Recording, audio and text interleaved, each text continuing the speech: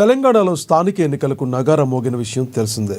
స్థానిక సంస్థల ఎన్నికల నిర్వహణ కోసం ప్రభుత్వం నవంబర్ 22న జీవో నెంబర్ 46ను విడుదల చేస్తుంది.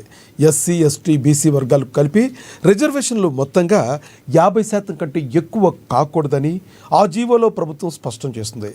దీంతో జీవో నెంబర్ 46 ప్రకారం చట్ట విరుద్ధంగా రిజర్వేషన్లు కేటాయించారని, వెంటనే పంచాయతీ ఎన్నికలు నిలిపేయాలని సవాల్ చేస్తూ వెనుకబడిన కుల సంఘాలు వేరువేరుగా రాష్ట్ర అత్యున్నత న్యాయస్థానం హైకోర్టులో పిటిషన్లను దాఖలు చేశారు. ఈ మేరకు ఇవాళ వారి పిటిషన్లపై విచారణ జరిపిన చీఫ్ జస్టిస్ ధర్మాసనం సంచలన ఉత్తర్వులు జారీ చేస్తుంది. రాష్ట్రంలో స్థానిక ఎన్నికల నిర్వహణకు సర్కారు విడుదల చేసిన జీవో నెంబర్ 46పై ఈ దశలో తాము స్టే ఇవ్వలేమని స్పష్టం చేస్తుంది. ఇదిలా ఉంటే తెలంగాణలో సర్పంచుల పదవుల కోసం హోరాహోరీగా పోరు నడుస్తుంది. సర్పంచ్ పదవిని ఏకగ్రీవంగా దక్కించుకునేందుకు జోరుగా వేలంపాట్లు జరుగుతున్నట్లుగా తెలుస్తుంది. మహబూబ్నగర్ జిల్లాలోని టాంకర్ గ్రామ పంచాయతీలోని ఓ వ్యాపారి కోటికి దక్కించుకున్నాడట. ఇదే బాటలో మరిన్ని గ్రామాలు కూడా ఉన్నట్లుగా వార్తలు చక్కర్లు కొడుతున్నాయి. ఇంకా ఎన్నికల కమిషన్ కూడా ఈ తతంగాన్ని చాలా సీరియస్గా తీసుకుంటూ సంబంధిత అధికారులు నియమిస్తూ పరిధిలో అలాంటివేమీ జరగకుండా చూడాలంటూ ఆదేశాలు జారీ చేస్తుంది. మరి సర్పంచ్ ఎన్నికలు ఎలా జరగనున్నాయి? తెలంగాణ ప్రజలు ఓటు హక్కును ఏ విధంగా వినియోగించుకోబోతున్నారు? సర్పంచులను ఎవరు తప్పించుకోబోతున్నారు, గెలిపించుకోకపోతున్నారు? సర్పంచ్ అవ్వడానికి ఒక వ్యక్తి ఎంత ఖర్చు చేయనున్నాడు? ఇవి అంశాల గురించి ఈరోజు చర్చను కొనసాగిద్దాం. చర్చలో పాల్గొనేందుకు మనతో సిద్ధంగా ఉన్నారు, మనతో అందుబాటులో ఉన్నారు రాజకీయ విశ్లేషకులు పాపిరెడ్డి మనతో అందుబాటులో ఉన్నారు. అదేవిధంగా బీఆర్ఎస్ నేత రామ్మోహన్ గారు కూడా మనతో జాయిన్ అవుతారు జూమ్ కాల్లో. ఇక కాంగ్రెస్ నేత సునీల్ గారు కూడా జాయిన్ అవుతారు మనతో. ఇక రాజకీయ విశ్లేషకులు న్యాయవాది బండారు రామ్మోహన్ గారు కూడా జాయిన్ అవుతారు. ముందుగా మనం పాపిరెడ్డి గారు రాజకీయ విశ్లేషకులు మనతో అందుబాటులో ఉన్నారు, ఆయనతో మాట్లాడదాం. పాపిరెడ్డి గారు నమస్తే అండి. నమస్కారం. పాపిరెడ్డి గారు, తెలంగాణలో ఎట్టికేలకు లోకల్ ఎన్నికలు, పంచాయతీ ఎన్నికలకి నగారం మోగినట్టుగా మనం భావించవచ్చు. కోర్టు కూడా దీనిలో మేము కలగజేసుకోము, ఈ టైంలో మేము స్టే ఇవ్వలేమని చెప్పింది. ఇక ఎన్నికల నగారం మోగినట్టు అనుకోవాలా? నెంబర్ 1. నెంబర్ 2, ఏదైతే ఎన్నికలకు సంబంధించి పంచాయతీకి ఎవరైతే సర్పంచులు ఉన్నారో వాళ్ళు ఏకగ్రీవంగా ఎన్నుకునేందుకు లక్షల్లో కోట్లలో డబ్బులు ఖర్చు పెడుతున్నట్టుగా కూడా విపరీతమైన సోషల్ మీడియాలో వైరల్ అవుతున్న పరిస్థితి. దీనిలో వాస్తవం ఉందంటారా?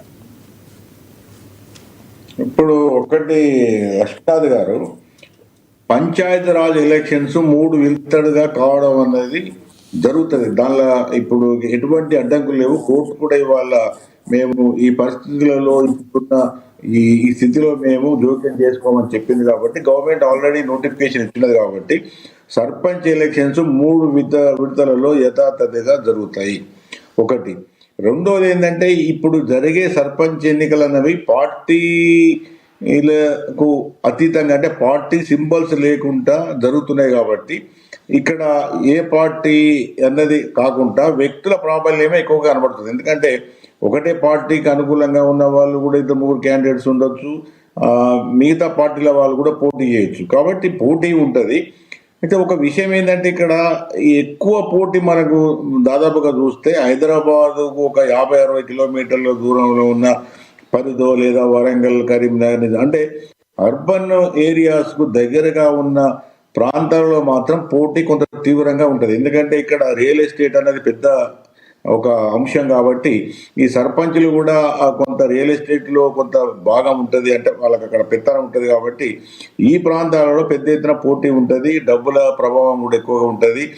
ఈసారి మీరు అన్నట్టుగా ఇంకోటి ఏంటంటే, వేలం పాట కూడా అక్కడక్కడ ఉండొచ్చు, కానీ ఇది మొత్తం కాదు. ఇది ఎక్కడనైతే వేలం పాటలో పాల్గొని ఎవరు ఎక్కువగా పాడితే వాళ్ళకి ఇస్తామన్నది చాలా తక్కువ గ్రామాలలో జరుగుతుంది. కానీ మిగతా ఎక్కువ గ్రామాలలో మాత్రం ఎక్కడైనా కూడా ఏదైనా కూడా మనం యునానిమస్గా, అంటే ఏకగ్రీవంగా వస్తే గవర్నమెంట్ కూడా కొంత డబ్బు ఇస్తుంది, మనకు పోటీ వస్తుంది. అంటే ఈ వేలం కాకుండా వాళ్ళు మాట్లాడుకునే చేసుకోవచ్చు. కానీ ఒకటేంటంటే ఎలక్షన్స్ జరుగుతాయి. ఎలక్షన్స్లో అక్కడ ఈసారి పార్టీ రహితంగా ఉంటాయి కాబట్టి అక్కడ ఆర్థిక బలము, అంగబలము అన్ని విధాలుగా అనుకూలంగా ఉన్న వాళ్ళందరూ కూడా పోటీ చేసే అవకాశం.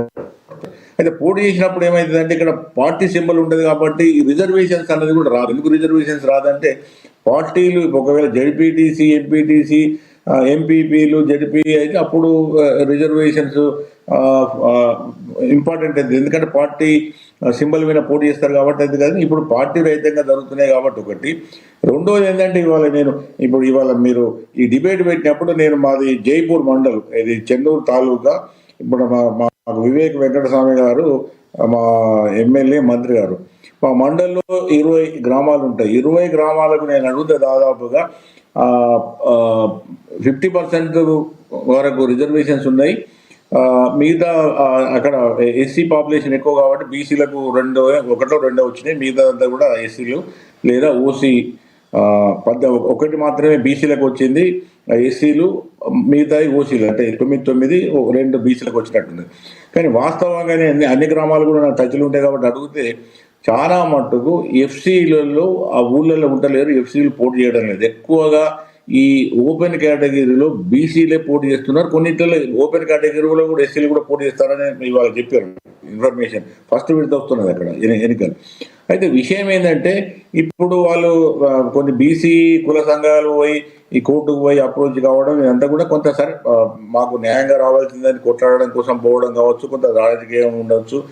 ఎవరో కొందరు ఎలక్షన్స్ కావడం ఇష్టం లేకుండా ఆపడానికి కూడా చేసే ప్రయత్నాలు కూడా కావచ్చు. ఇవన్నీ ఏమైనప్పటికీ కూడా ఒకటేంటంటే ఈసారి నిస్సందేహంగా నేను ఇంతకుముందు చాలాసార్లు చెప్పిన, ఈసారి కూడా ఒకవేళ ఎలక్షన్స్ తర్వాత దాదాపు మనకు మండలానికి ఒక యాన్ యావరేజ్గా 20 నుంచి 25 గ్రామ పంచాయతీలు వస్తాయి. మొత్తం ఈ అర్బన్ ఏరియా తీసేస్తే రూరల్ ఏరియాలో ఉన్న అన్ని గ్రామ పంచాయతీలను మన ఎలక్షన్స్ అయిన తర్వాత మొత్తం ఒకసారి చూస్తే మాత్రం ఒకటేంటంటే, ఇది నేను పాజిటివ్ చెప్తాను, నెగిటివ్ కాదు, ఎక్కువగా కింది వర్గాల నుంచి ఎక్కువగా వచ్చే అవకాశం ఉన్నది ఒకటి.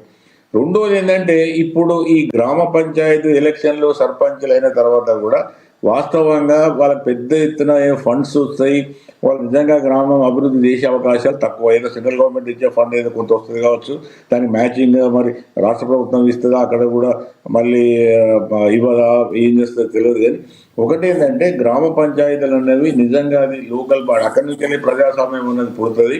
తర్వాత ఈ లోకల్ పాపిరెడ్డి గారు, ఈ ఎన్నికల్లో కన్నా ఒకవేళ పంచాయతీ ఎన్నికల్లో ఒకవేళ పార్టీ గుర్తులైతే ఉండవు, కరెక్టే మీరు చెప్పింది.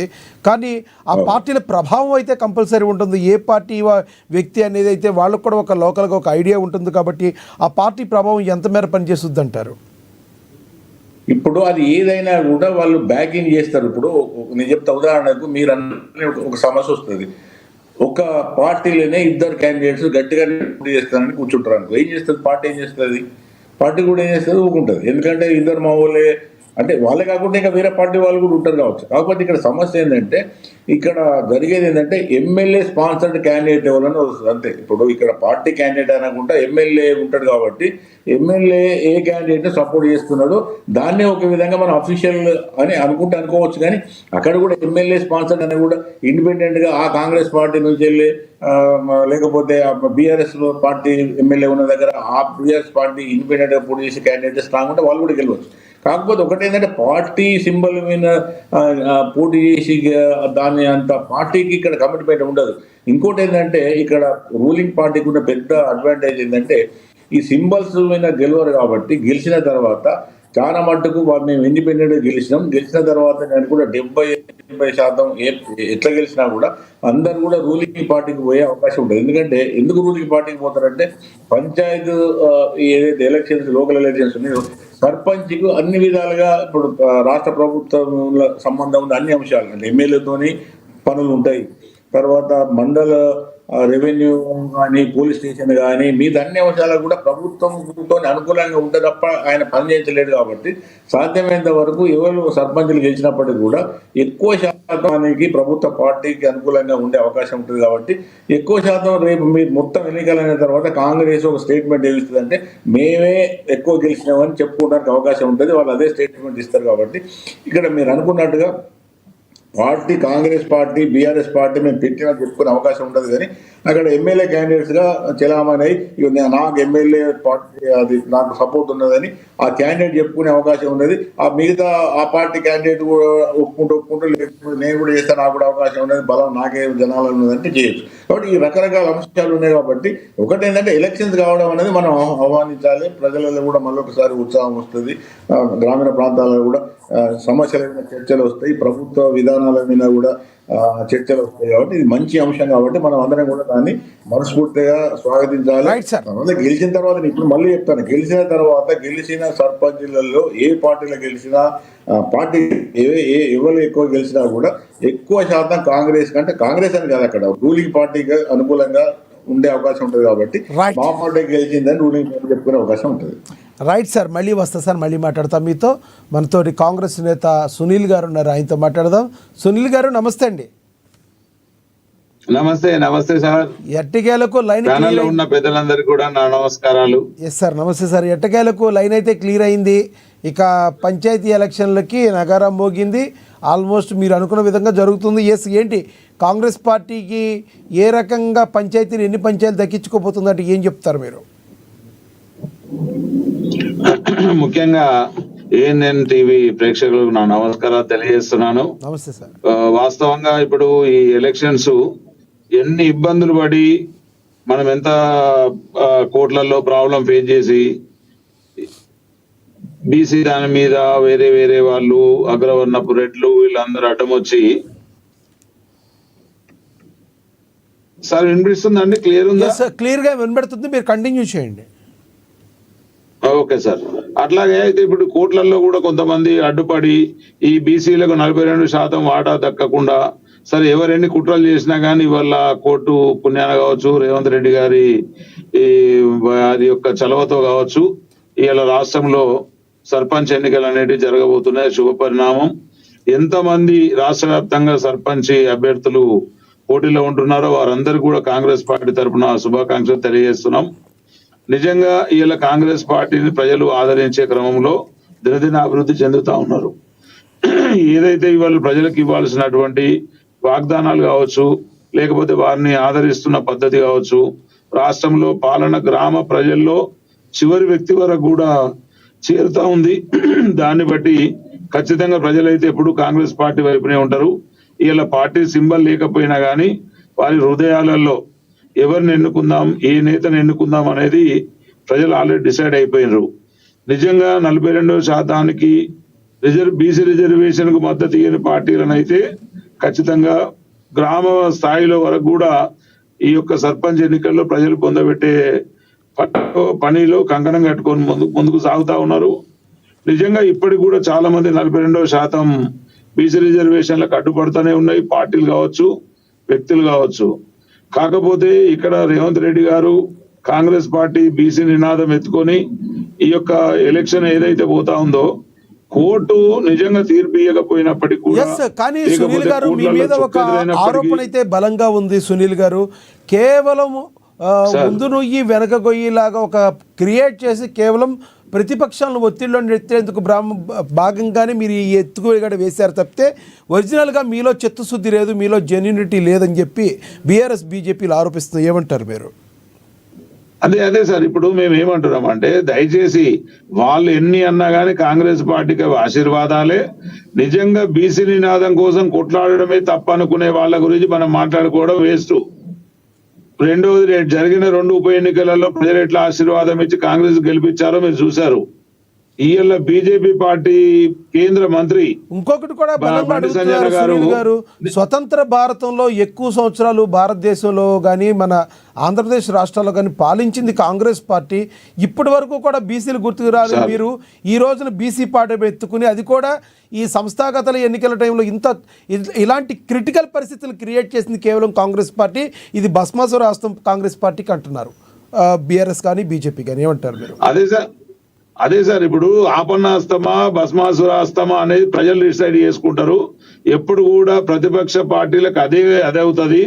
ఇవాళ బీజేపీ ఎన్ని సంవత్సరాల నుంచి అధికారంలో, వాళ్ళు 10 ఏళ్లలో ఏం చేసిండ్రు, ప్రజలకు ఏం చేసిండ్రు, ఒక బీసీ ముఖ్యమంత్రిని అని ప్రధానమంత్రిని అని చెప్పుకునే మోడీ గారు కావచ్చు, వాళ్ళు ఇతర రాష్ట్రాలలో చేస్తున్నటువంటి వాళ్లకు బీసీ నినాదం ఎత్తుకోకుండా ఆయన బీసీ కాకుండా బీసీ సీట్ లో కూర్చోనని బీసీ అని చెప్పుకుంటున్న ప్రధానమంత్రి గారి చరిత్ర కూడా ప్రజలకు తెలుసు. కాకపోతే మేము ఏమంటున్నామంటే ఇవాళ ఆపన్నాస్తమో భస్మాసురాస్తమో ఈ రిజల్ట్ ఎప్పుడైతే ఎన్నికలు అయిపోతాయో ఖచ్చితంగా విజయదుదింబ మోగించిన తర్వాతనే అర్థమవుతుంది. అంటే సునీల్ గారు ఇక్కడ ప్రధానంగా ఇక్కడ చూసుకుంటే మీరు సంస్థాగత ఎన్నికలకి వచ్చేటప్పటికి కాంగ్రెస్ పార్టీకి ఉప ఎన్నికలకు వచ్చేప్పటికి ఎడ్జ్ ఉండొచ్చు, కానీ మీరు తీసుకున్న ఈ స్టాండ్తో వచ్చే సార్వత్రిక ఎన్నికల్లో మీరు నెగ్గగలరని మీరు భావిస్తున్నారా? ప్రాక్టికాలిటీకి మీరు దూరంగా ఉన్నారని మీకు అనిపిస్తుందా? లేదండి అది కాదు, దానికి ఎలాంటి అవకాశమే లేదు.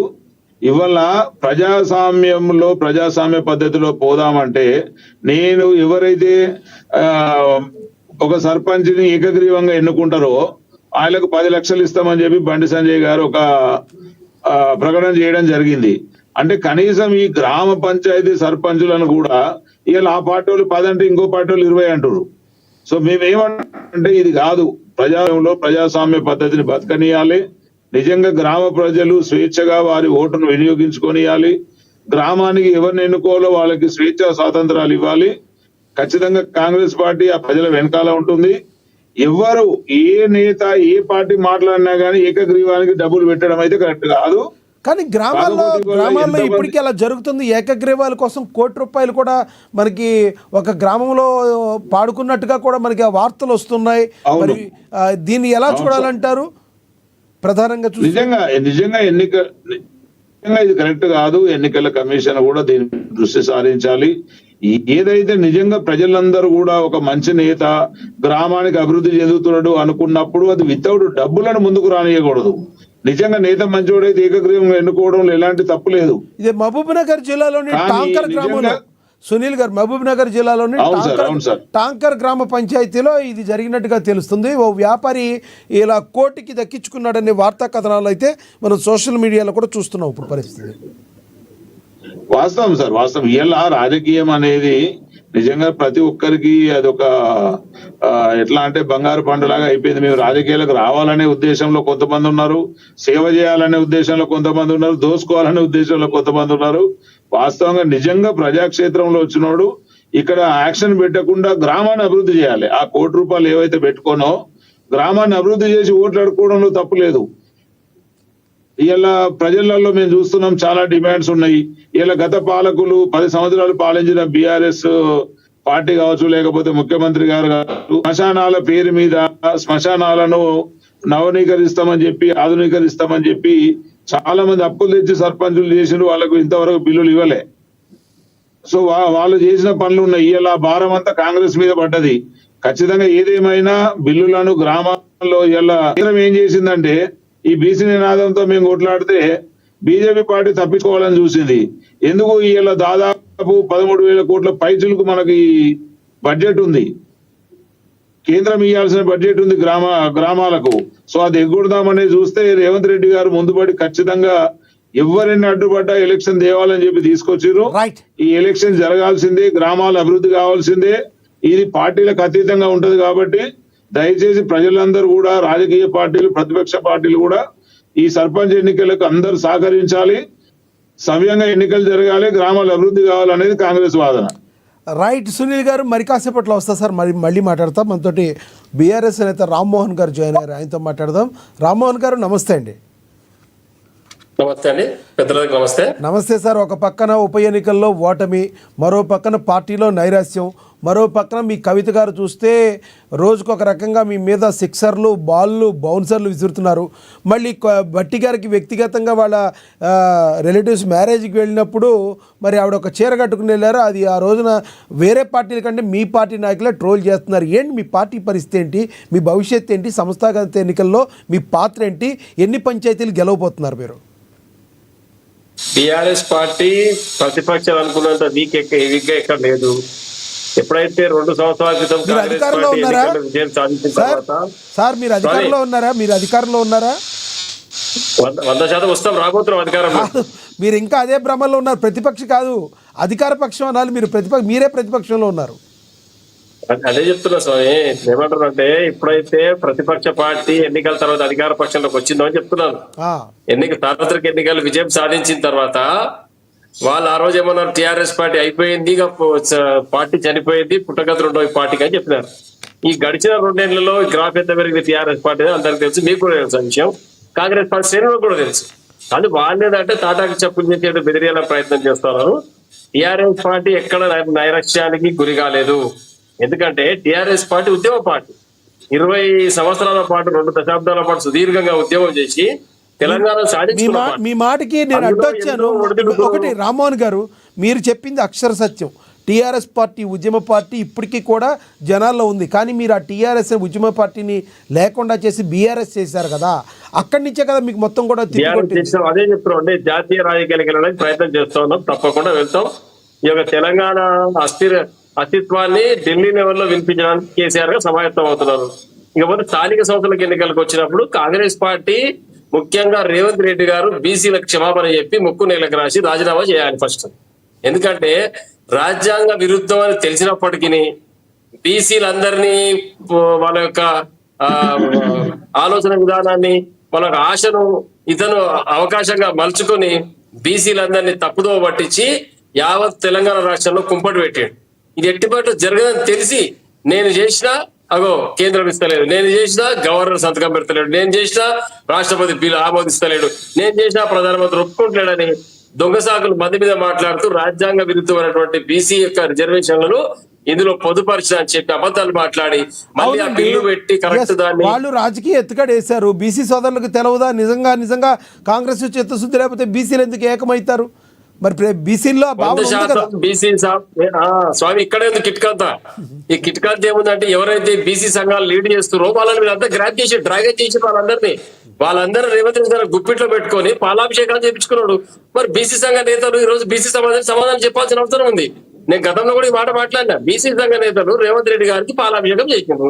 అది రాజ్యాంగ పరంగా ఎట్లా వీలు కాదని తెలిసిన బీసీ సంఘాన్ని మరి గంత అవగాహన లేకుండా సమాధానం ఎట్లా లీడ్ చేస్తారంటే వీళ్ళు బీసీ సమాజ నేతలు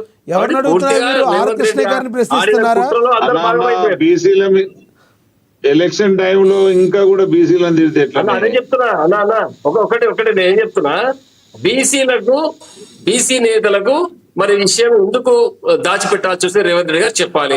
రాజ్యాంగంలో 42% రిజర్వేషన్లు బీసీలకు అనేది అమలు అనేది ఎట్టి జరగదని దీని విషయం సుప్రీంకోర్టు గతంలో మహారాష్ట్ర ఎన్నికల్లో కూడా ఒక కీలకంగా ఎన్నికల్లో ఆపేయడం జరిగింది. ఇంత నష్టం జరిగితే రేవంత్ రెడ్డి చివరి వరకు ఎందుకు ఈ ప్లాన్ ఎందుకు వేసాడు? సునీల్ గారు మీరు పరకాయ ప్రవేశం చేసినట్టున్నారు. కాంగ్రెస్ పార్టీలో ఉన్నారు కాబట్టి ఆ నీళ్లు ఇంకా బాగా మీకు వంట పెట్టినట్టున్నాయి. అక్కడ ఆయన అన్నారు బీసీ సంఘ నాయకుల గురించి మాట్లాడారు. మీరేమంటున్నారు? బీసీసీని తిడితే ఎలా అంటున్నారు? భలే మాట్లాడుతున్నారు గమ్మత్తుగా మీరు. ఆయన ఏమన్నారు? బీసీ నేతలను తిడితేది ఆయన కొంతమంది బీసీ నాయకులు ప్రశ్నించారు. వాళ్ళకి తెలవదా అని అడిగారు. మీరేమో ఎలక్షన్ టైంలో బీసీలు తిడతారా అని అడుగుతున్నారు. భలే అడుగుతున్నారు సునీల్ గారు. నేనేం చెప్తున్నా, బీసీ సమాజాన్ని లీడ్ చేస్తున్న లీడర్లు మీరు అడగాలి. మీరు కనీసం ఇంత అవగాహన లేకుండా మీరు బీసీ సంఘ అధ్యక్షులు, రాష్ట్ర అధ్యక్షులు, జాతీయ అధ్యక్షులు దేని కొరకన్నా ఇది? బీసీ సమాజానికి ఏం హక్కులు కావాలి, రాజ్యాంగ వస్తాయి అలా వారు తెలియని నాయకులు ఇవాళ రేవంత్ రెడ్డి తొత్తులుగా మారి ఆయన ఫోటోలకు పాలాభిషేకం చేసి ఏందన్నా ఇంత విచిత్రం కాకపోతే? మన హక్కుల సాధనలో కూడా ప్రభుత్వం వ్యతిరేకంగా పోరాటం చేయాలి మనం. అంతే తప్పితే ఆయన పాలాభిషేకం చేసి రేవంత్ రెడ్డి గారిని వదిలేస్తే కాదు సార్. రామ్మోహన్ గారు రేవంత్ రెడ్డి గారిని వదిలేస్తే గతంలో మీ నాయకుడు బీసీలకి రిజర్వేషన్లు తగ్గించిన పరిస్థితి. మరి మీకెక్కడ ఉంది చిత్తశుద్ధి? ఒక్కటి గుర్తుపెట్టుకోవాలి మనం. వినండి లక్ష్మణ్ గారు, ఒకటే సునీల్ ఒక్క నిమిషం. ఈ రోజు కూడా బీసీలకు మన పేపర్ లో ఇచ్చిన డేటా పోయిన సంవత్సరం 23% ఉంటే 17% ఉంటే 24%. ఒక దగ్గర 27%, 24%, ఒక దగ్గర 18%. కొంచెం అటు ఇటు రిజర్వేషన్ అడ్జస్ట్మెంట్లలో మారలేదు తప్పితే ఎక్కడ కూడా రేవంత్ రెడ్డి గారు చేసిన మాదిరిగా కేసీఆర్ గారు చేయలేదు. కేసీఆర్ గారు బీసీ సమాజానికి ఎనలేని సేవలు చేయడం జరిగింది. అద్భుతమైన పథకాలు ఇచ్చడం జరిగింది. వారి యొక్క పదవులు ఇవ్వడం జరిగింది. క్యాబినెట్ లో కానీ, సీట్లు కానీ, కార్పొరేషన్ కానీ, నామినేటెడ్ కానీ, స్థానిక సంస్థల నుంచి రాష్ట్ర అసెంబ్లీ వరకు, అటు పార్లమెంట్ వరకు, రాజ్యసభలో ఎమ్మెల్సీలో ప్రతి దగ్గర బీసీ సమాజానికి మంచి హోదా కల్పించే మంచి గౌరవం కల్పించే విధంగా బీసీ సమాజానికి కేసీఆర్ గారు పెద్ద దిగ్గా ఉన్నారు. కానీ రేవంత్ రెడ్డి గారు కళ్ళబొల్లి మాటలు చెప్పి అబద్ధాలు చెప్పి బీసీ సమాజాన్ని మభ్యపెట్టి ఈ రోజు జూబ్లీస్ ఎన్నికలు మోసం చేసి మద్యాన్ని డబ్బులను ఇష్టారీతిని వెదజల్లి కూటమి ప్రభుత్వాన్ని కూటమి ఆ క్యాండిడేట్ డిక్లేర్ చేసుకుని MIM party, BJP party, Telugu Desam party అందరు కలిసి, కాంగ్రెస్ పార్టీ అందరు కలిసి ఆ అభ్యర్థిని గెలిపించుకొని ఈ రోజు ఏమంటున్నాడు, ఆయన వాపు చూసుకొని బలపనుకుంటున్నాడు రేవంత్ రెడ్డి. నువ్వు కూటమి అభ్యర్థులు ఉండరు ఇక్కడ. ప్రతి గ్రామంలో గ్రామ సర్పంచులు ఎవరు ఇండివిజువల్ ఏమంటారు, తప్పకుండా చుక్కెదురైతుంది. మీరు ఒకటి చెప్పండి రామ్మోహన్ గారు, ఎక్కడైతే ఇప్పుడు మహబూబ్ నగర్ టాంకర్ కావచ్చు గ్రామ పంచాయతీలో ఒక వ్యాపారి కోటికి దక్కించుకున్నాడని ఏకగ్రీవంగా తెలుస్తుంది. ఇలా ఏకగ్రీవాలను చూస్తుంటే మీకు ఏమనిపిస్తుంది? మీకు నిజంగా సర్పంచులు మీరు దక్కించుకుంటారనే కాన్ఫిడెంట్ మీలో ఉందా?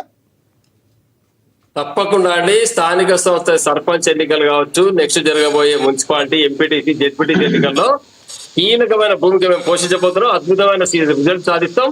పెద్ద ఎత్తున 90% పైగా సీట్లు మేము సాధించే లక్ష్యం పెట్టుకున్నాం. తప్పకుండా సాధించి తీరుతాం. నిజంగానే ఎన్నికల మీద ఫోకస్ చేసేంత ఇది మీకుందా? ఇప్పుడు అనేక ఒత్తిడిలో ఉన్నట్టు కనబడుతున్నారు. కవిత గారు ఏంటి, భట్టి విక్రమార్క గారి డాటర్ సంబంధించిన ఫంక్షన్ కి వెళ్ళారు.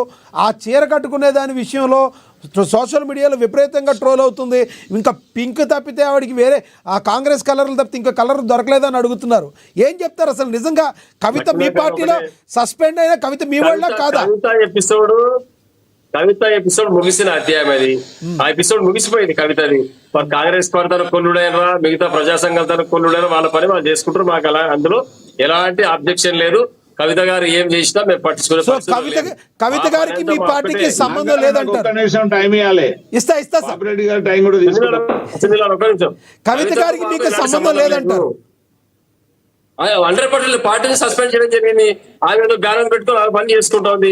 ప్రజాస్వామ్యంలో ప్రతి ఒక్కరికి హక్కు ఉంది కాబట్టి ఆమె కూడా ప్రజాస్వామ్యబద్ధంగా రాజ్యాంగం వచ్చిన హక్కులు వినియోగించుకొని ఆమె ఇష్టం వచ్చినట్టు మాట్లాడుతుంది, ఇష్టం వచ్చిన రీతిని వ్యవహరిస్తుంది. దానికి అడ్డుకునే పరిస్థితి మేము లేవు. ఎక్కడ చట్టాన్ని అతిక్రమించినప్పుడు మేము తప్పకుండా వారిపై చర్య తీసుకోవాలి. చట్టం దగ్గర పోతాం. స్టార్టింగ్ లో కవిత గారు స్టార్టింగ్ లో మాట్లాడిన మాటలకి మీరు చాలా సమాధానాలు చెప్పారు, కానీ ఇప్పుడు అడుగుతున్న ప్రశ్నలకి మీ బీఆర్ఎస్ నేతలే సమాధానాలు చెప్పలేని పరిస్థితి. తప్పకుండా చెప్తారండి. ఇప్పుడు మంచిగా ఓడ దాటినప్పుడు ఓడ దాటిన చందంగా ఉంది కవిత పరిస్థితి. ఈ రోజు రాజకీయ వరమాలు తెచ్చుకొని సొంత కన్న తండ్రి పైన నిందలు వేయడం, సొంత పార్టీ సభ్యులపై నిందలు ఇవ్వడం అనేది గుర్తుకు రాలేదా? కవిత గారు ఎప్పుడు ఆయన తండ్రిని ఏమీ అనలేదు. నెంబర్ 1 లేదు. పార్టీ సభ్యులు నీవు కూడా పార్టీలో భాగము. ఎమ్మెల్యేగా ఓడిపోతే ఎమ్మెల్సీ ఇచ్చింది తండ్రి. మరి ఎమ్మెల్సీకి ఇచ్చినప్పుడు తోటి సభ్యులంతా టీఆర్ఎస్ ఓటేసి ఎమ్మెల్సీగా గెలిపించారు, ఎంపీగా గెలిపించారు ఒకసారి.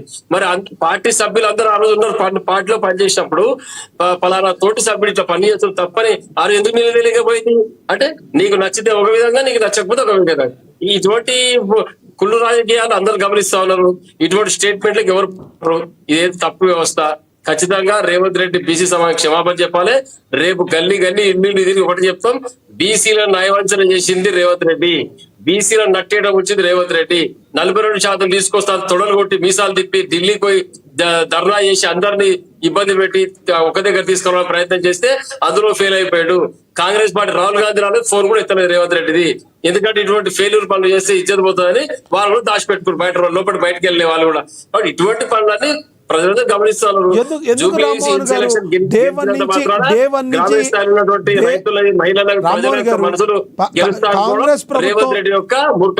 రామ్మోహన్ గారు కాంగ్రెస్ ప్రభుత్వం స్థాపించిన దగ్గర నుంచి, రేవంత్ రెడ్డి గారు సీఎం అయిన దగ్గర నుంచి ప్రజలకి దగ్గర కావటం మానేసి కాంగ్రెస్ ప్రభుత్వం దిగిపోతుంది అన్న దాని మీదే మీరు ఫోకస్ చేశారు. కానీ ఏ రకంగా ప్రజల దగ్గరికి వెళ్ళాలి, మరి ఏ రకంగా ముందుకెళ్ళాలంటే మీరు ఫెయిల్ అయ్యారు అనుకోవాలి. ఎందుకంటే పాపం మీ కష్టాలు కూడా అలా సినిమా కష్టాలలాగా అన్ని కష్టాలు ఒకేసారి వచ్చేసినాయి మీ పార్టీకి.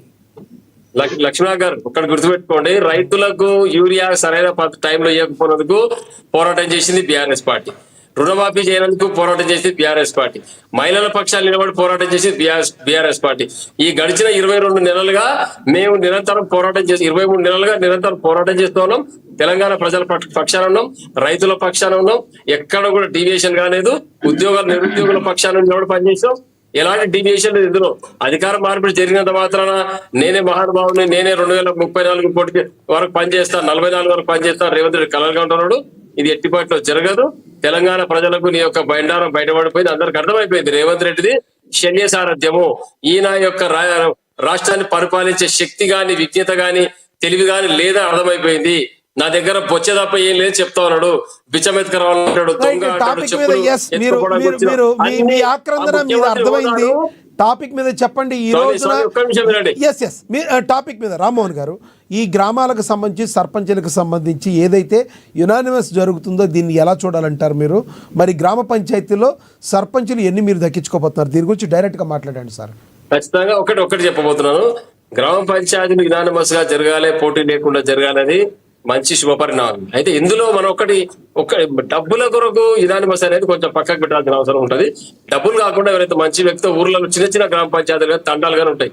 సుమారుగా 2000 ఓట్లు 1500 ఓట్లు కూడా చిన్న గ్రామ పంచాయతీలు. అటువంటి గ్రామ పంచాయతీల్లో ఒకటి న్యూట్రల్, ఎందుకంటే పార్టీ గుర్తులేని ఎన్నికలు కాబట్టి ఇవి ఒక రిటైర్డ్ ఎంప్లాయీనో, లేకపోతే చదువుకున్న వ్యక్తినో, లేకపోతే అనుభవం ఉన్న వ్యక్తినో, రాజకీయ పరంగా ఆ ఊర్లో ఏదైనా కుల సంఘానికి సమూహానికి పెద్ద మనిషిగా ఉన్న వ్యక్తిని ఏకగ్రీవ అందరు కలిసి ఎన్నుకుంటే మంచి వాతావరణంలో చాలా సంతోషకరమైన విషయం. ఎందుకంటే చిన్న గ్రామ పంచాయతీలో పెద్దగా నిధులు ఉండవు కాబట్టి ఈ ఎలక్షన్ పేరు డబ్బులు ఖర్చు పెట్టుకొని వాళ్ళు ఇబ్బంది పడే బదులు చిన్న గ్రామ పంచాయతీలు ఏకగ్రీవం చేసుకుంటే ప్రభుత్వం కూడా వారికి కొంచెం డబ్బులు ఇస్తా ఉంటుంది ప్రభుత్వ తరఫున. కాబట్టి ప్రభుత్వం ఇచ్చేది తీసుకొని తప్పకుండా గ్రామాలను అభివృద్ధి చేసుకుంటే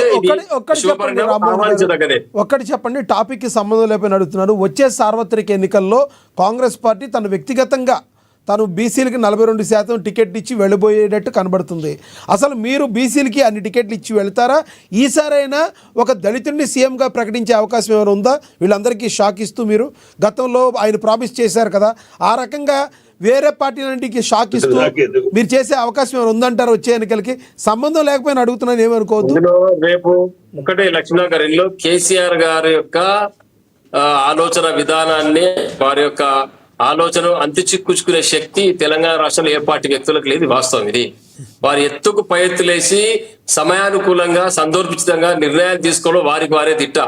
వారిని మించేవాళ్ళు లేరు. ఖచ్చితంగా రేపు కాంగ్రెస్ పార్టీని అధికారంలోకి రాకుండా నిలువరించే శక్తి, ఆలోచన విధానం మా యొక్క మాజీ ముఖ్యమంత్రి వర్యులు కేసీఆర్ గారి దగ్గర ఉంది. తప్పకుండా యుద్ధం జరగబోతుంది. యుద్ధంలో మా యొక్క రహస్యాలు ఎదుటి వాళ్ళకి ఎట్లాగైతే మీరు నిర్మోహమాటంగా నిజం ఒప్పుకున్నారు, కాంగ్రెస్ రాకుండా చేస్తామని అంటున్నారు, కానీ మేము వస్తామని అయితే మీరు బలంగా చెప్పట్లేదు. ఎస్, మళ్ళీ మాట్లాడతాం మీతో. కాంగ్రెస్ రాకుండా వినండి లక్ష్మీనాథ్ గారు, ఇక్కడే మీరు పప్పులో కాలేస్తున్నారు. చెప్పండి. కాంగ్రెస్ పార్టీ రాకుంటే ప్రత్యామ్నాయం బీఆర్ఎస్ పార్టీ. ప్రజలందరూ కేసీఆర్ గారి నాయకత్వాన్ని కోరుకుంటారు. ఎట్టి పరిస్థితుల్లో రేపు కాంగ్రెస్ పార్టీ రాకుండా ఆపి అధికారంలోకి వచ్చేది బీఆర్ఎస్ పార్టీ. ఇది తప్పకుండా జరిగి తీరుతుంది. ప్రజలందరూ ముఖ్యమంత్రి, మాజీ ముఖ్యమంత్రి గారు కేసీఆర్ గారి నాయకత్వాన్ని కోరుకుంటున్నారు. బీఆర్ఎస్ పార్టీకి అనేక అడ్డంకులు కూడా తగులుతున్నట్టుగా ఉన్నాయి. గతంలో మీరు ఆంధ్రప్రదేశ్కి సంబంధించినటువంటి ఒక రాజకీయ పార్టీతో రాసుకు పూసుకు తిరగడం ద్వారా సెటిలర్స్ ఓట్లు ఏవైతే ఉన్నాయో మీకు గల్లంతయ్యే అవకాశం ఉన్నాయి. అవి కూడా మీరు చూసుకోవాలి. ఎస్ సార్, మళ్ళీ మాట్లాడతాం మీతో. మనం పాపిరెడ్డి గారితో మాట్లాడదాం. పాపిరెడ్డి గారు, సంబంధం లేని విషయం మాట్లాడినప్పటికీ మీరైతే మన టాపిక్లో కంక్లూడ్ చేయండి సార్ ప్లీజ్. ఇప్పుడు ఒకటి లక్ష్మీనాథ్ గారు, సునీల్ మాట్లాడతారు ఇవ్వడానికి అవకాశం. ఒక నిమిషం మాట్లాడండి. సునీల్ గారు చెప్పండి. Thank you sir. సార్ నాకు నేను నిజంగా నా హృదయపూర్వకంగా చెప్తున్నా, నాకు పాపిరెడ్డి గారు అన్న, మా రామ్మోహన్ అన్న చాలా ఇష్టం. ఎందుకంటే నేను ఈ ఎన్నెన్నో అమ్మ న్యూస్ ఉన్నప్పటి నుంచి కూడా, నాకు రామ్మోహన్ అన్నకు నేను బీజేపీలో ఉన్నప్పటి నుంచి కూడా మా ఇద్దరి మధ్యలో నడుస్తుంటే అన్న చాలా మంచి, అంటే వాస్తవంగా పార్టీ పరంగా అన్న ఎంత అంటే ఆయన చాలా గొప్పగా మాట్లాడతాడు. ఆయనను కేసీఆర్ ను దైవం లాగా చూస్తున్నాడు. ఇవాళ నిజంగా ఓడిపోయి ఫామ్ హౌస్ లో పడుకున్న కేసీఆర్ మాజీ ముఖ్యమంత్రి గారి కోసమే మా రామ్మోహన్ అన్న అంత తాపత్రయపడితే, ఇవాళ తెలంగాణకు అడ్డుగా తొలగించుకొని ఇలా అధికారంలో ఉన్న ముఖ్యమంత్రి కోసం నేను కూడా గట్టిగానే మాట్లాడాల్సి వస్తది. కాకపోతే మనం ఏమంటున్నాం అంటే 42% మీదనే మాట్లాడతా. అన్నగారు, మీరు 42% సమర్థించినంత కాలం మీరు రాజకీయాల్లో ఎదగలేరు, రాణించలేరు. ఊర్లలో బీఆర్ఎస్ పార్టీని తరిమి కొట్టడానికి బీసీలు సిద్ధంగా ఉన్నారు. నంబర్ 1. నంబర్ 2, నిజంగా బీసీ 42% అనేది సాధ్యం కాదు. అది రాజకీయ పరంగా మీరు మాట్లాడినందుకు మీ గొప్పతనానికి నేను నమస్కారాలు తెలియజేస్తున్నా, అభినందిస్తున్నా. కాకపోతే రేవంత్ రెడ్డి కేసీఆర్ కంటే బొండోడు. ఏ రకంగా అంటే ఇలా ఎస్సీ వర్గీకరణ 29 రాష్ట్రాలలో కాకుండా కానీ తెలంగాణ రాష్ట్రంలో చేసి బిల్లు పెట్టి ఒక 2 వర్గాలు ఉపకులాలు ఉంటాయి. ఆ ఉపకులాలలో ఒక కులం కంప్లీట్ గా వ్యతిరేకించినా గానీ దాన్ని బిల్లు చేసి మెడలు వంచి ఇలా తెలంగాణ రాష్ట్రంలో ఎస్సీల వర్గీకరణ చేసిన గనుడు రేవంత్ రెడ్డి గారు. అదే రీతిగా బీసీ నినాదంలో కూడా గతంలో యూపీ చేసింది, బీహార్ చేసింది, తమిళనాడు చేసింది. సో వాళ్ళకు జరిగినప్పుడు మేము ఎందుకు చేయొద్దనే ఉద్దేశం మీద చేస్తున్నప్పుడు ఎంతో కొద్ది మంది అగ్రవర్ణ బిడ్డలు ఉండొచ్చు. కాకపోతే బీసీలకు కొన్ని దశాబ్దాలుగా అన్యాయం జరుగుతుంది కాబట్టి రాజకీయాలలో ఇవాళ గవర్నర్ గారు ఇవ్వకపోయినా, బీఆర్ఎస్ పార్టీ మోసం చేసినా, మద్దతు ఇవ్వకపోయినా స్వయంగా ముఖ్యమంత్రి గారు 42% మీరు కేటాయించి అధికారం లేకున్న బీసీలకు 42% ప్రకారంగా పోండి అని చెప్పి ఎమ్మెల్యేలను వాళ్ళని ఆదేశించి ఆ బిడ్డలకు అవకాశం ఇవ్వడం జరుగుతుంది. ఇవాళ జనాభాలో సగం శాతం ఉన్నటువంటి బీసీ బిడ్డలు రాజకీయంగా పోతే అన్నా మనం ఏ పార్టీ అయినా గానీ ఇలా మీ బీఆర్ఎస్ పార్టీలో కూడా బీసీలు ఉన్నారు, బీజేపీలో కూడా బీసీలు ఉన్నారు. బీసీ బిడ్డల్లో బ్రతకనిద్దాం. నేను కూడా అన్న ఒక ఎందుకు సపోర్ట్ చేస్తున్నామంటే 100% బీసీలకు అన్యాయం జరిగింది రాజకీయంగా. ఇయ్యల్లా కేసీఆర్ గారు ఇంకా కూడా నియంత పాలన పోకుండా, నియంత పోకడకు పోకుండా అది కాదు అనేది కాదు. అవ్వడానికి కావాల్సింది ఏమన్నా ఆయన కొంచెం నాలెడ్జ్ ఉంటే రేవంత్ రెడ్డి గారితో కలిసి బీసీలను ఫస్ట్ అందరం ఎక్కిద్దాం. రేపు పొద్దున మీకు బీసీలు మీకు కూడా ఓట్లేస్తారు కదా మేము నచ్చినప్పుడు. సో మీరు దయచేసి ఏంటంటే మీ పార్టీ అధ్యక్షునికి ఒకటే చెప్పండి అన్న, కేటీఆర్ గారు కానీ కేసీఆర్ గారు కానీ ఒకటే చెప్పండి. సునీల్ గారు మీరు చాలా మంచి మాట చెప్పారు. మీరేమన్నా అవకాశం కల్పిస్తారా? మిగతా అన్ని పార్టీలకి పిలుపునిస్తారా? బీసీ ఉద్యమంకి సంబంధించి సీఎం రేవంత్ రెడ్డి గారు మరి పిలుపునిస్తారా అందరిని రమ్మంటానికి? ఇస్తారండి చాలా సార్లు. ఇప్పుడు మేము అదే మేము ఏమంటున్నామంటే వాళ్ళకి కావాల్సింది ఇవాళ నిజంగా కేసీఆర్ గారు రాష్ట్రానికి పెద్ద మనిషి. మనం ఎవరో ఒప్పుకోకపోయినా వయసు రీత్యా కావచ్చు, అనుభవ రీత్యా కావచ్చు, రాజకీయ పార్టీలను పక్కన పెట్టుకుంటే రాజకీయ చదరంగంలో కేసీఆర్ గారిని మించిన లేడు. రామ్మోహన్ అన్నకు తెలుసు ఆ విషయం. అదే ఎట్లా జరుగుతుందో చెప్పండి అంటే కానే కాదు అంటే మేమేమో పోతున్నాం, మీరు రైట్ పోతున్నారు. మనం జోడెట్లలాగా పోయి రేపు పొద్దున బీసీలకు అధికారం అప్పచెప్తే రాష్ట్రం బాగుపడుతుంది తప్ప ఇవాళ మేము బీసీ అధ్యక్షుడిని చేసినాము. మొన్న మీరు ఇద్దరు 2 పార్టీల అగ్రవర్ణాలకు ఇస్తే కూడా ఒక బీసీకి టికెట్ ఇచ్చుకున్నాము. సో మీరు కూడా మా దారిలోకి రండి, మనం కలిసి నడుద్దాం తప్ప ఈ బీసీలది మోసము, ఆయన మిషన్ తిప్పిండు, మోసగాడు, రాజకీయ అనొద్దన్నా. 10 ఏళ్ల పాలనలో కేసీఆర్ గారు 10 ఏళ్ల పాలన చేస్తే మా రేవంత్ రెడ్డి గారు ఇంకా 2 ఏళ్లు కంప్లీట్ కాలేదు. కేసీఆర్ కంటే 1000 రెట్లు బెటరు. ప్రజల దగ్గరికి వెళ్తున్నారు. ఒక దళిత నాయకుడు చనిపోయినా, ఒక బీసీ నాయకుడు చనిపోయినా ప్రజలకు చేరువవుతున్న నేతగా మిగిలిపోతున్నాడు. చరిత్రలో ఎప్పుడో కేసీఆర్ గారిని దాటేసిండు రేవంత్ రెడ్డి గారు. కాబట్టి దయచేసి బీసీల విషయం కడుపు కొట్టకుండా వీలైనంత వరకు ముందుకోవాలనేది నా అభిమతం అన్న. Yes sir, yes. పాపిరెడ్డి గారు టాపిక్ మీద కంక్లూడ్ చేద్దాం. గ్రామ పంచాయతీల విషయంలో ఏకగ్రీవం కావడాన్ని ఏ రకంగా చూడాలి? ఈ వేలం పాటలకి డబ్బులు చెల్లించి ఏకగ్రీవం అవడాన్ని ఎలా చూడాలి? టాపిక్ మీద కంక్లూడ్ చేద్దాం సార్ ప్లీజ్. ఇప్పుడు ఏకగ్రీవాలు అన్నవి ఎలక్షన్ కమిషనే పెట్టింది రూల్. ఒకవేళ ఒక గ్రామంలో అందరు కలిసి ఏకగ్రీవంగా ఒక సర్పంచ్ ఎన్నుకుంటే మేము 5 లక్షలు 10 లక్షలు ఆ గ్రామానికి ఇస్తాము, గ్రామ అభివృద్ధికి ఇస్తాం అని చెప్పడం జరిగింది. ఏకగ్రీవాలు అంటే ఒకటి ఇష్యూ ఏంటంటే ఏకగ్రీవం అన్నది ఈ ప్రజాస్వామ్యంలో ఒక విధంగా పని. ఏకగ్రీవం ఎందుకు ప్రజాస్వామ్యానికి ఏకగ్రీవానికి ఎందుకు పడదంటే ఎలక్షన్స్లలో ప్రజలు ఒక క్యాండిడేట్ను ఎన్నుకోవాలనుకున్నప్పుడు ప్రజా తీర్పు అనేది అది ఓటర్ అంటే ఎలక్షన్ ద్వారానే బ్యాలెట్ పేపర్ ద్వారానే జరుగుతుంది. ఒకవేళ యునానిమస్ అనుకున్నప్పుడు కొంత పెద్ద మందులు కొంతమంది 10-20 మంది కలిసి వాళ్ళ ఒత్తిడి ద్వారా ఈ పలానా మనం పెడతామంటే అప్పుడు జనాలందరికీ కూడా ఎన్నుకునే అవకాశం రాదు. కాబట్టి నా ఉద్దేశంలో ఏకగ్రీవాలు కానీ లేకపోతే ఆక్షన్లు వేల పాటలలో రావడం కానీ ఇవి పూర్తిగా ప్రజాస్వామ్యానికి విరుద్ధం. ఎందుకంటే ప్రజాస్వామ్యంలో ఓటరే రాజు, ఓటరే అంతిమ నిర్ణయాధికారి. కాబట్టి ప్రతి సాధారణ ఓటర్ కూడా అవకాశం రావాలంటే ఎప్పుడు వస్తుంది అంటే అభ్యర్థులు పోటీ చేసినప్పుడు మాత్రమే వాళ్ళ మంచి చెడులను చూసి ఈ అభ్యర్థి మంచా, ఆ అభ్యర్థి మంచా, ఈయనకు మెరుగైన అంశాలు ఉన్నాయా, ఆయన ఈ వివక్షను ఉపయోగించుకునే అవకాశం ఎలక్షన్లలోనే ఓటర్కి వస్తుంది. కానీ ఈవెన్ ఏకగ్రీవాలు మంచి అంటూ ఏముండదు. 20 మంది కలిసిన పని మంచి అంటే ఆ మిగతా వాళ్ళకి మంచి ఉండకపోవచ్చు, కానీ అది ఒక విధంగా బలవంతంగా పెట్టినట్టు కాబట్టి ఏకగ్రీవాలు కానీ Right, sir. ఏవైతే వేలాలు ఉంటే దుర్మార్గం అది అసలే అది ఎలక్షన్ కమిషన్ ఇమీడియట్ గా ఇప్పుడు ఎక్కడ మీరు అనుకున్న మహబూబ్ Right. నగర్ లో ఎక్కడైనా జరిగి ఉన్నది దానికి ఆధారం ఉన్నాయంటే ఇమీడియట్ గా దాన్ని Right. క్యాన్సిల్ చేయాలి, ఈ కోటి రూపాయలను సీజ్ చేయాలి, ఇన్కమ్ ట్యాక్స్ డిపార్ట్మెంట్ రావాలి, పోలీసులు కూడా వారి మీద కేసు పెట్టాలి. ఎందుకంటే Right. ఇది ఎదురేది కాదు, అమ్మేది కాదు, ఎలక్షన్ ప్రజాస్వామ్యం అనేది అట్లా అనుకుంటే కొనుక్కోవడం అంటే ఇప్పుడు ఎంపీలు ఎమ్మెల్యేలు కూడా ఇప్పుడు టాటా బిర్లా నుంచి పెడితే అంబానీ అదని కొనుక్కోసుకుంటారు 100 కోట్లు. ఇంకా దిక్కు ఈ ప్రజాస్వామ్యం ఉండదు అప్పుడు. గవర్నమెంట్ అయిపోతుంది. ఎస్, ప్రజాస్వామ్యం కాబట్టి ఉండదు. అది కూడా కరెక్ట్ కాదు. రైట్ రైట్ అసలు సార్. విషయం ఏంటంటే ఇవాళ ఎలక్షన్స్ ల గురించి నేను రెండే విషయాలు చెప్తా. ఎలక్షన్స్ ముఖ్యంగా పంచాయతీ ఎందుకు? ఈ గ్రామ పంచాయతీ సర్పంచ్ ఎలక్షన్స్ అంటే ఎంపీసీ జడ్పీ పార్టీ టికెట్ ఉంటుంది కాబట్టి ఎట్లుంటుందో తెలియదు, అప్పుడు రిజర్వేషన్స్ ఇవన్నీ ఇష్యూస్ ఉంటాయి. కానీ ఇప్పుడు ఈ పార్టీ రహితంగా జరుగుతుంది కాబట్టి ఈ రిజర్వేషన్స్ అనేవి కూడా ఇది ఇష్యూ కాకపోతే అవుట్ చేస్తారు, అందరికి కూడా అవకాశం ఉన్నది.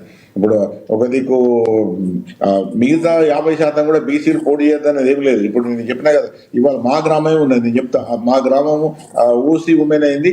ఆ ఓసీలలో రెడ్లో ఒక 20 ఉంటాయి కుటుంబాలు ఉంటే వాళ్ళు ఎవరు కూడా పోటీ చేయమని చెప్తే ఆఖరి గౌడ్స్ అయితే వాళ్ళ మధ్యన పోటీ జరుగుతున్నది. అంటే ఈ విషయం చెప్పేది ఏంటంటే ఇది కాంక్రీట్ అంటే నేను ఒకటి చెప్తలేను.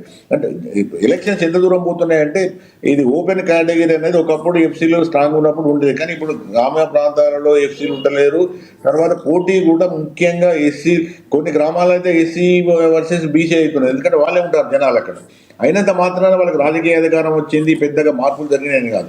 అయితే ఇక్కడ ఇష్యూ ఏంటంటే ఇక్కడ ఇవాళ పార్టీ రహితంగా జరుగుతున్నాయి కాబట్టి ఈ బీసీ వాదంగా ఒక ఇష్యూగా రాకపోవచ్చు. రెండోది ఏంటంటే ఇది పార్టీ రహితంగా ఉంటుంది కాబట్టి ఎప్పుడు కూడా అది అధికార పార్టీకి అనుకూలంగా ఉండే అంశం. Right sir, right. ఇంత విధంగా ఒక నిమిషం ప్రభుత్వ వ్యతిరేకత ఉన్నప్పటికీ కూడా ఆ వ్యతిరేకత ఈ 16 ఎలక్షన్స్ ద్వారా దాంతో అధికార మార్పిడి ఎప్పుడు జరుగుతుంది? 2028 మళ్ళీ అసెంబ్లీ ఎలక్షన్ లో మాత్రమే అధికార మార్పిడి జరిగి ఎలక్షన్ తేలుతుంది. కాబట్టి అప్పటి వరకు గెలిచినా, బై ఎలక్షన్ లో గెలిచినా, ఇంకోటి గెలిచినా అది రియల్ టెస్ట్ కాదు.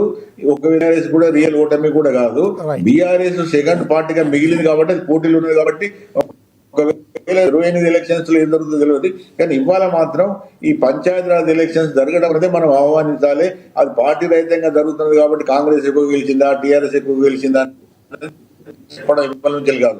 ఇప్పుడు మేము గెలిచామని టీఆర్ఎస్ అంటది, మేము గెలిచి కాంగ్రెస్ అంటది, బీజేపీ మాకు ఎక్కువ. రైట్ పాపిరెడ్డి గారు. ఎస్ పాపిరెడ్డి గారు, మీ యొక్క అభిప్రాయం అర్థమైంది. ఎస్ ఎస్, సమయం సమయం తక్కువ ఉంది. ఎస్ ఎస్, మోహన్ గారు, రామ్మోహన్ గారు 1 minute లో కంక్లూడ్ చేయండి సార్. 1 minute కంక్లూడ్ చేయండి. ఒక్కటే అండి, తప్పకుండా సునీల్ అని చెప్పినట్టుగా బీసీలకు ఎక్కడ కూడా టీఆర్ఎస్ పార్టీ కానీ కేసీఆర్ గారు వ్యతిరేకంగా లేరు.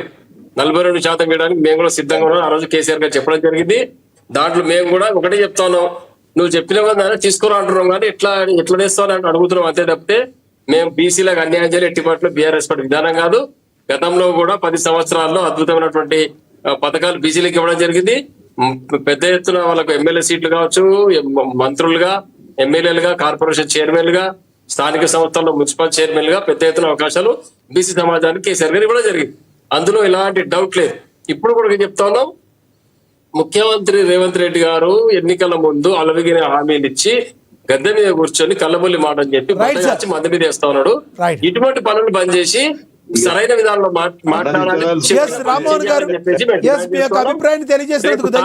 ఎన్నికల్లో పెద్ద ఎత్తున బీఆర్ఎస్ పార్టీ సర్పంచ్ అభ్యర్థులను గెలిపించుకుంటుంది. దీనికి రేవంత్ రెడ్డి గారికి దీనికి రిఫరెండంగా మారబోతుంది. తప్పకుండా అందరూ గమనించాలని చెప్తాం. ధన్యవాదాలండి రామ్మోహన్ గారు, ధన్యవాదాలండి సునీల్ గారు, ధన్యవాదాలండి పాపిరెడ్డి గారు చర్చలో పాల్గొన్నందుకు. ఏది ఏమైనప్పటికీ తెలంగాణలో సర్పంచుల పదవుల కోసం అయితే హోరాహోరీగా పోరైతే నడుస్తుంది. సర్పంచుల పదవిని ఏకంగా దక్కించినందుకు జోరుగా వేలంపాట్లు కూడా జరుగుతున్నాయి. అది లక్షల్లో నుంచి కోట్ల వరకు కూడా వెళ్తున్నట్టుగా తెలుస్తుంది. టాంకర్ గ్రామ పంచాయతీలో వ్యాపారి కోటికి దక్కించుకున్నాడని వార్త అయితే చక్కర్లు కొడుతుంది. మరి ఇదే పాటలో మరికొన్ని గ్రామాలు కూడా ఉన్నట్లుగా మరి వార్తలు వస్తున్నాయి. ఇంకా ఎన్నికల కమిషన్ కూడా ఈ తతంగాన్ని చాలా సీరియస్గా తీసుకుంటున్నట్టుగా తెలుస్తుంది. మరి రానున్న రోజుల్లో ఏం జరగబోతుంది, అసలు ఈ సర్పంచ్ ఎన్నికలు ఎలా జరగనున్నాయి, ప్రజలు ఏ రకంగా తమ ఓటును వినియోగించుకోబోతున్నారని చెప్పి తెలంగాణ రాష్ట్రంలోని ప్రజలందరూ కూడా ఎంతో ఉత్సాహంగా ఎదురు చూస్తున్న పరిస్థితి. రానున్న రోజుల్లో 3 దశల వారీగా ఎన్నికలు జరగడానికి తెలంగాణలో చెప్తున్నారు. ఆ అడ్డంకి లేకుండా అయితే హైకోర్టు కూడా తేల్చి చెప్పేస్తుంది. దీంతో ఈ ఎన్నికలకి మార్గం సుగమం అయింది, మరింత వేగవంతంగా లోకల్ బాడీ ఎలక్షన్లు అయితే జరగబోతున్నాయి. ప్రస్తుతం అయితే పంచాయతీ ఎలక్షన్లకి అయితే నగారం మోగింది, ఊపందుకుంటే రానున్న రోజుల్లో ఎవరికి పట్టం కట్టబోతున్నారు, ఎంతమంది సర్పంచులు ఏ పార్టీ తరపున ఉండబోతున్నారు అనేది భవితవ్యం అయితే తేలనుంది. ఇది వాటి స్పెషల్ డిబేట్. చూస్తూనే ఉండండి ఏఎన్ఎన్. నమస్తే.